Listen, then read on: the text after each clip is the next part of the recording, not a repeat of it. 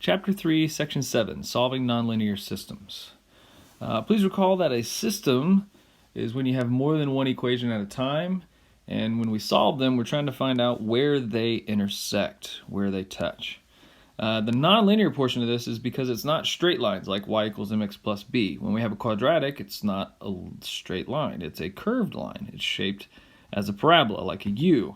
So if we have a nonlinear system, that means we have at least something that is not a straight line. So we might have no solutions where they do not intersect, as you can see here.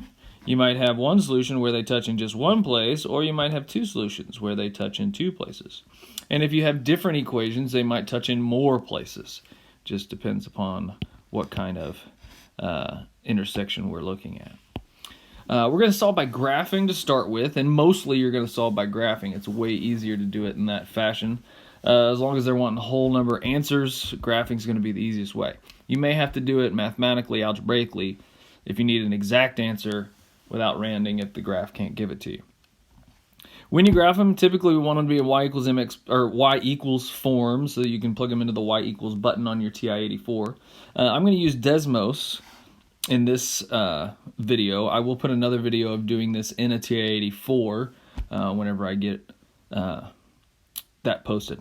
You can check that out if you want to see how to do it in a TI-84. Finding the intersection is a little different. It's like finding a zero. We got to do that second calc, which is above the trace button.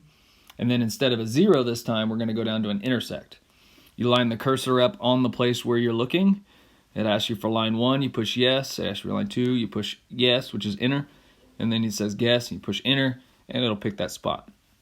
If you have more than one intersection point, you'll need to run it again near that other intersection point. But let's go ahead and look at what this looks like when we graph it. We could put in the y equals if we want to in Desmos. We don't even have to get it into y equals format in Desmos, and it will graph correctly. But all we need to put is the x portion. So 2x squared plus 5x minus 1. There's one line, and x minus 3. There's the other line. We could zoom in a little bit if we want to, so we can really see where that touches, and it tells us it touches at -1, -4. It's that easy. You just have to graph it. On Desmos, if you ever want to go back to 10 up, 10 down, 10 left, 10 right, origin in the middle, just push that little home button, it takes you back. Boom, we can see where it touches. We can even see the solutions to the parabola. Okay, we can look at those. Those are not whole number places, so that's something that doesn't factor well. Okay, but that's info that we can get. Easy enough, right? All you gotta do is graph it. Desmos makes it real easy. All right, so give these a try. Plug them in, see if you can get the right answers, and then I'll do them and show you how. All right, let's look at them. First one, x squared plus 4x minus 4, and 2x minus 5. Let's see, I'm going to zoom in there just to make sure. One spot. This is -1, oop, need a pen, -1, -7. That's where that one touches. Back to home. Let's see, -x plus 6 and -2x squared minus x plus 3. There's no solution because they don't graph. Okay, and our last one, we got 3x minus 15.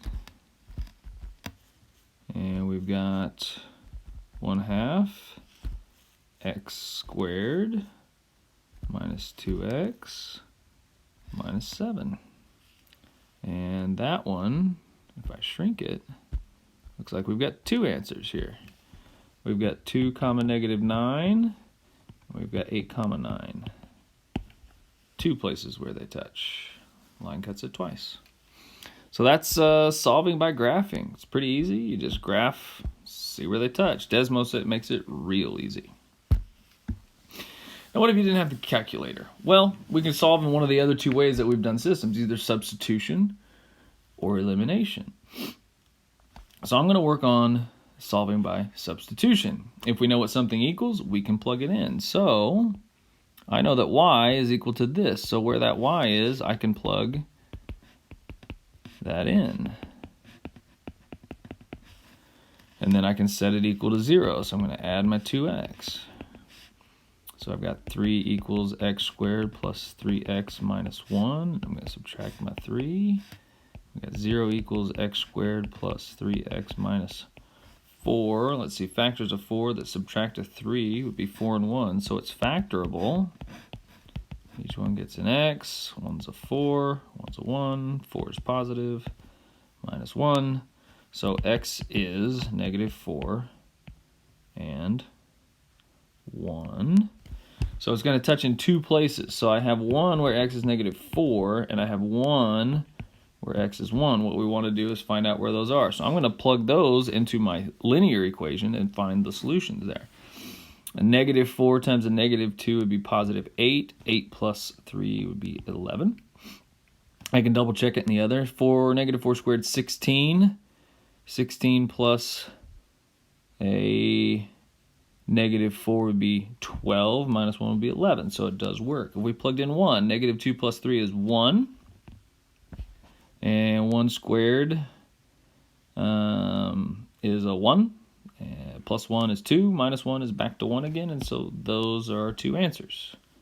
So we just take and substitute in for y, what y is equal to, and then solve for x. Once you get that, you do need the y component this time because we want the coordinate of where they touch. The two x's tell you the x parts, but you need to plug back in and solve for the y parts. We can also do this by elimination. Okay, you can choose to eliminate a variable. I'm going to eliminate y because it's the one that has the same number. I'm just going to change all the signs in one of the equations by multiplying by negative 1. So I'm going to change this and change that and change that, and then we just add down.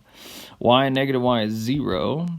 X squared plus nothing is x squared. Negative 3x and 3x is 0, and negative 2 and 8 makes positive 6. Okay, and then we're going to take 6 away, and we get negative 6 equals x squared. And if we were to square root that, we're going to get an I, which means that there's no real place that they do that. So there's no real solutions. Okay? No real solutions there. So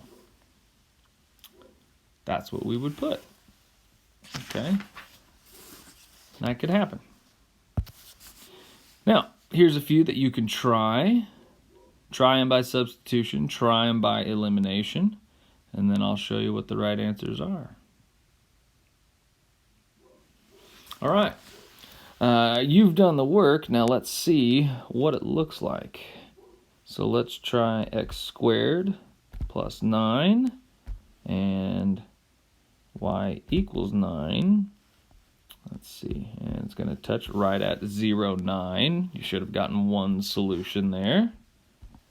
Okay, negative 5, supposed to be negative. Negative 5x and x squared minus 3x minus 3. I got one spot, 1 negative 5. And I got another, negative 315. So you should have got two x's and then plugged them back in and gotten your y's out of that. This is y. Negative 3x squared plus 2x. You can see how easy it is whenever we graph them, plus 1. And 5 minus 3x. Let's go back home. No solutions because they do not touch. So there's no real places that they interact. Now if we do the elimination style, if you would have done that well, as you minus through and got all your x's and then plugged them back in, let's see what you should have gotten. X squared plus x is 1 and x plus 5. So 1 spot, 2 spot. All right, so these are decimally. So as you can see that this is a rounded situation. These are probably going to be irrational. So since they can't be solved particularly, I'm going to go ahead and do it the long way. Change all the signs. Add down 0 equals x squared minus 5, and then we're going to add 5 to both. So 5 equals the square or x squared, and we're going to square root both sides. Plus or minus the square root of 5 is x. So we got square root of 5, and we got negative square root of 5. Now we need the y's. Oop, I don't know why I made that one big one. Should be 2 little ones. There we go.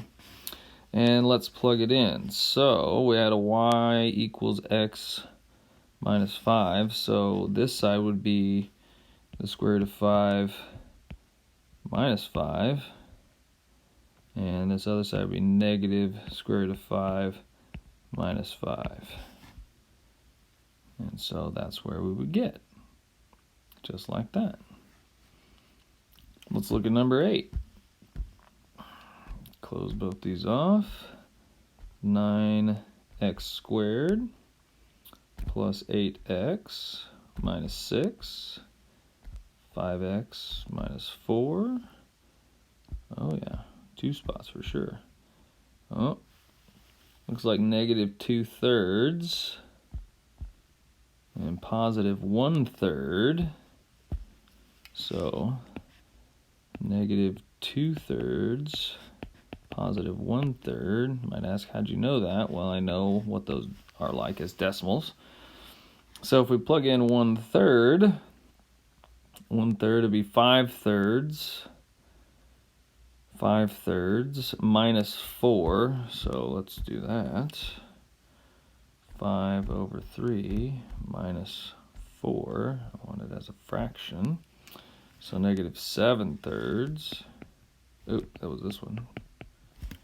And then let's see. I'm going to do 5 times negative 2/3 minus 4. I want it as a fraction. Negative 22 over 3. Just like that. Those are our 2 spots. Maybe you want to put them in better form. So 1/3 comma negative 2 and 1/3. I don't know why I put the 2 on top like that. 2 and 1/3. Or negative 2/3 and negative 7 and 1/3. Those are your places where they touch. Let's check out number 9. I bet they don't touch just because we haven't had one of those yet. But let's see. 2x plus 5. Negative 3x squared plus x minus 4. And no solution. At least no real solution. Okay? So there you go. That's solving systems. It's pretty easy, especially with Desmos. Now, you can actually solve equations by graphing. You can solve an equation by rewriting it as a system and solving where they touch. So, when you get an equals, instead of moving everything around to one side and setting it equal to 0, you actually take one side, make it y equals that side. Take the other side, make it y equals the other side. Graph both individually and see where they touch. That'll be the solution of the system. So let's look at that. First, we're going to say solve 4x squared plus 5x minus 1 equals 2x plus 1 by graphing. So we're going to rewrite it as a system. We're going to take the original equation. You can see they've color-coded it, red and blue, and write them as 2 different values. And then you can use the graphing calculator to solve and find the intersection point. So I'm going to do 4x squared plus 5x minus 1, and I'm going to go 2x plus 1, and I'm going to see where they touch. And they give me those points. Okay, negative 1.175 negative 1.351. So they rounded to 2 decimal places. If it's going to be a rounding situation, they're going to tell you where to do that. Okay. So if you like, there are 2 here that you can give a try. And so pause the video, try them. Use your graphing calculator to solve the system. Don't do it by moving things around. Make it a system. See how that works for you. Okay, let's look at some answers here. So take the left side, 2x squared minus 5x plus 2 and 0.3x plus 2. 2 spots. We got 0, 2 and we got 2.65, 2.795. Those are the 2 places where it touches. Let's try the other side. X squared plus 2x minus 4 and x plus 1. 2 spots. 1.791, 2.791, negative 2.791, negative 1.79. That's supposed to be a 7.